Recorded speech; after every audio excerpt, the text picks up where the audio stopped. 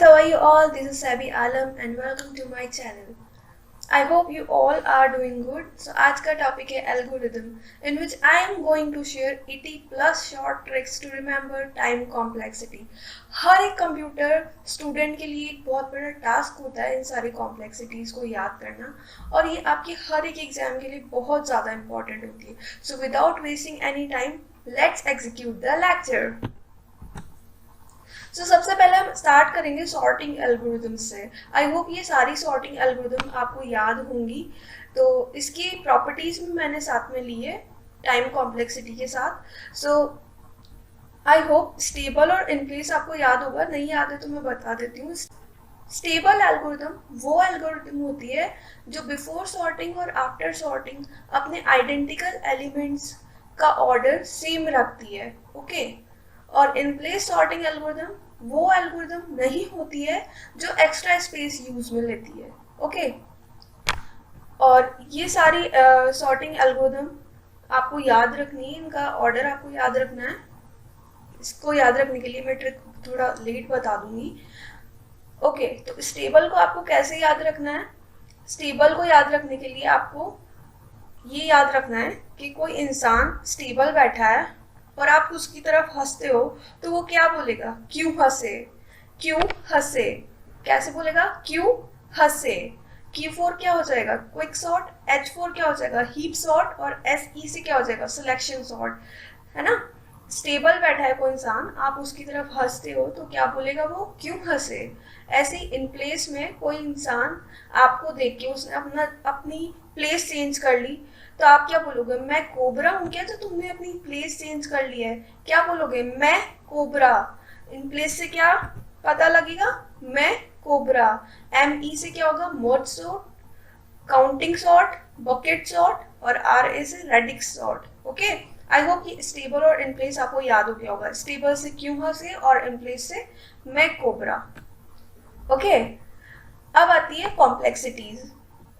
I hope आपको पहले से ही कॉम्प्लेक्सिटीज का ऑर्डर याद होगा. अगर नहीं याद है तो मैं आपको बता देती हूँ.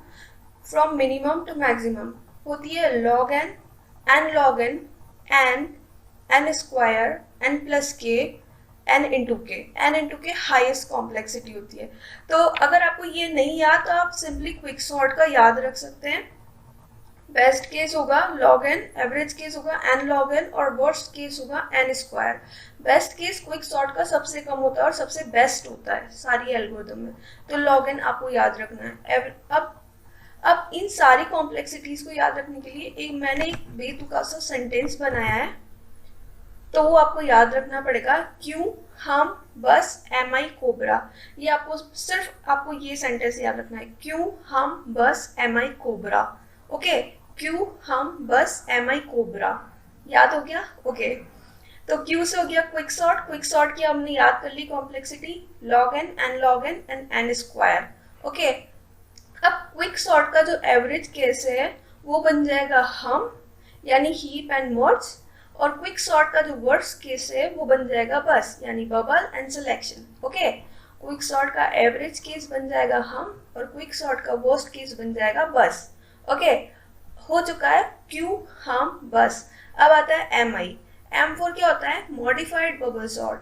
Modified bubble sort. Bubble sort को हमने मॉडिफाई किया है यानी n स्क्वायर को हमने मॉडिफाई किया है. तो n स्क्वायर मॉडिफाई होकर क्या बन जाएगा? Order of n. तो मॉडिफाई MI दोनों की सेम होगी.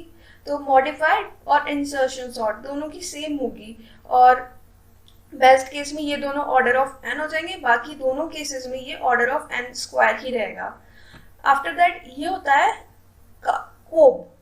ओके. CO एंड B. कोब. कोबरा है ना लास्ट में. COB एंड RA है ना कोबरा. कोब. इन दोनों की सेम होती है कॉम्प्लेक्सिटी. CO से होता है काउंटिंग सॉर्ट और B से होता है बकेट सॉर्ट. तो इसको कैसे याद रखेंगे? Counting sort. काउंट करते हैं तब क्या करते हैं हम? ऐड करते हैं. है ना. तो इसमें ऐड वाली टर्म आएगी. ऑर्डर ऑफ n प्लस के. सारे केसेस में ये एक ही जैसी कॉम्प्लेक्सिटी देता है. केवल बकेट सॉर्ट अपना वर्स्ट केस n स्क्वायर देता है. और लास्ट में आता है रेडिक्स सॉर्ट जो सबसे ज्यादा कॉम्प्लेक्सिटी देते हैं हर केस में. ऑर्डर ऑफ n इंटू के. हाईएस्ट कॉम्प्लेक्सिटी क्या होती है? n इंटू के. ओके. यहाँ तक आपकी 50 शॉर्ट ट्रिक्स कंप्लीट हो गई है. नेक्स्ट आता है shortest path algo. Shortest path हम सभी को याद है, from the root to destination shortest path को फाइंड आउट करती है ये एल्गोरिदम।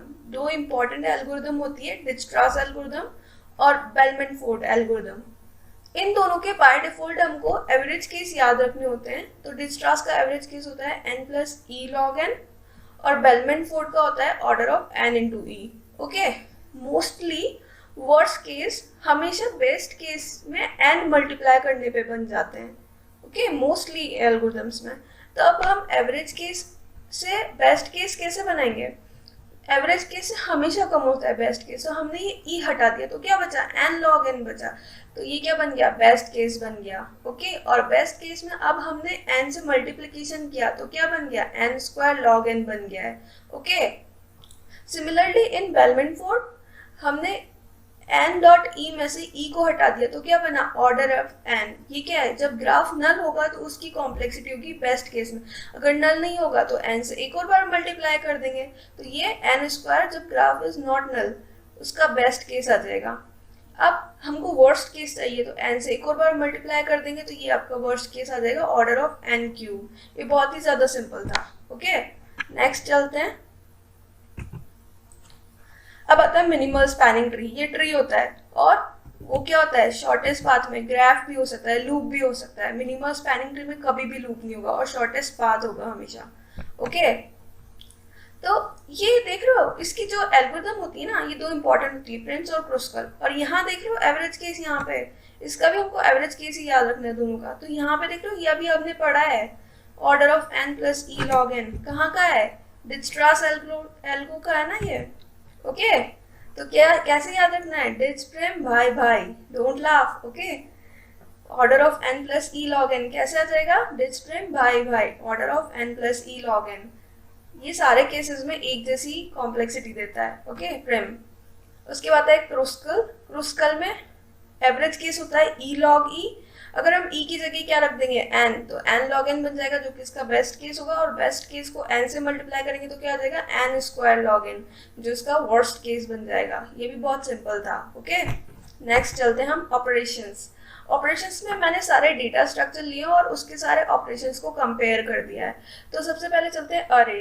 अरे में हमको पता है कि ऑलरेडी इंडेक्सिंग की हुई होती है। हम कहते हैं ना ए इज एन एरे, तो A0 उसका फर्स्ट एलिमेंट होगा, A1 उसका सेकंड एलिमेंट होगा, तो उसको एक्सेस करने में हमको बहुत आसानी लगती है। ओके, तो इसका सर्चिंग टाइम होता है ऑर्डर ऑफ n, और इंसर्ट हमेशा लास्ट पॉइंट पे होता है ना, तो एंड में इंसर्ट करने में तो कांस्टेंट टाइम लगेगा। और जब अपन को बिगिनिंग में इंसर्ट करना होगा हमको सारे एलिमेंट को एक्सेस करना पड़ेगा, देन हमको बिगिनिंग में इंसर्ट करना पड़ेगा। यानी ऑर्डर ऑफ n इसका बिगिनिंग और होगा इंसर्शन और डिलीशन दोनों के लिए। नेक्स्ट आता है स्टैक। स्टैक में हमको access time order of n लगता है क्योंकि इसमें इंडेक्सिंग नहीं की हुई होती है। सिमिलरली और सारे डेटा स्ट्रक्चर में हमको कभी भी कांस्टेंट टाइम नहीं लगेगा एरे को छोड़ के। ओके, सर्च करने में स्टैक में भी ऑर्डर ऑफ n टाइम ही लगता है क्योंकि हमें उसको सारे एलिमेंट को एक्सेस करना पड़ता है। और इंसर्ट और डिलीट में कौन सा टाइम लगता है? क्योंकि एरे सिर्फ लास्ट इन फर्स्ट आउट का कॉन्सेप्ट फॉलो करता है। अपन सबको पता है ना, जो पुश एंड पॉप का कॉन्सेप्ट फॉलो करता है ना, जो सबसे टॉप ऑफ स्टैक होगा वही सबसे पहले पॉप आउट होगा। ओके, तो ऑर्डर ऑफ 1 लगता है इंसर्शन एंड डिलीशन में। नेक्स्ट आता है क्यू। क्यू को एक्सेस करने के लिए हमें उसके सारे एलिमेंट को एक्सेस करना पड़ेगा इनिशियली, इसमें भी कोई इंडेक्सिंग नहीं होती है। उसके बाद आता है क्यू को सर्च करने में भी हमको सारे एलिमेंट्स को एक्सेस करना पड़ेगा, इसलिए order of n। Insertion deletion में भी क्यू फीफो कॉन्सेप्ट पे वर्क करता है ना, फर्स्ट एंड फर्स्ट आउट, अपन सबको याद है, आई होप आपको याद होगा।